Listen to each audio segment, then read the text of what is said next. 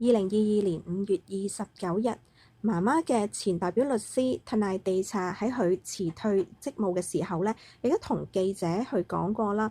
佢話咧，其實最驚咧就係笨 Jack 咧攞咗呢一部手機，點解咁多人會好擔心咧？就係因為咧入邊咧有啲信息咧。呢一位嘅律師係睇過嘅，佢亦都知道咧，如果將呢一啲嘅信息公開咧，就會影響到好多嘅名人啊。相信咧，笨 Jack 咧一定咧已經 back up 晒啦。就算佢將個手機還俾媽媽都好啦，佢遲啲都會放呢一啲嘅相去勒索呢一班名人嘅錢，所以佢覺得呢一個問題先係最嚴重。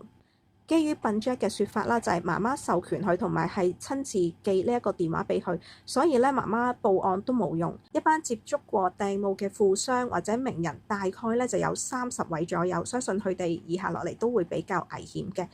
當問到笨 Jack 會唔會返泰國咧，相信咧仲有一段時間，因為佢嘅案件咧就要去到2026年，所以咧佢仲有一段時間先可以返到泰國。律師咧就同笨 Jack 咧早前咧接受新聞節目採訪嘅時候咧講嘅嘢就一致嘅。笨 Jack 咧亦都話掟墓手機入邊咧就有一個自動記錄電話接聽嘅程式，佢就話案發當日咧有一個係關於吉迪嘅，咁吉迪之前咧就聲稱咧就冇接任何嘅工作。咁咧，但係其實咧喺船上邊咧係有啲拍攝嘅工作嘅，咁咧就係關於一啲嘅工作推廣啦。咁所以咧就有攝影師在場。咁咧事發當日咧，掟墓咧都係着住泳衣去影相。另外仲透露啦，有一個電話號碼啦，就一個叫做阿士啊嘅一個嘅男人啦。咁聽得出咧呢一把係真聲啦，就冇話去變聲嘅。咁掟墓咧就係應該被勒索啦，包括咧係有圖片。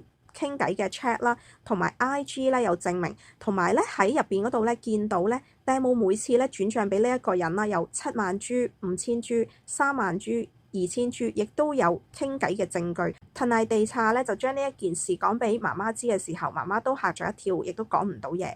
咁佢就驚咧媽媽壓力太大，自己咧就即係諗埋咗一邊，所以都冇繼續講呢一件事啦。如果對影片嘅內容有任何意見，歡迎留言同我分享。Hi。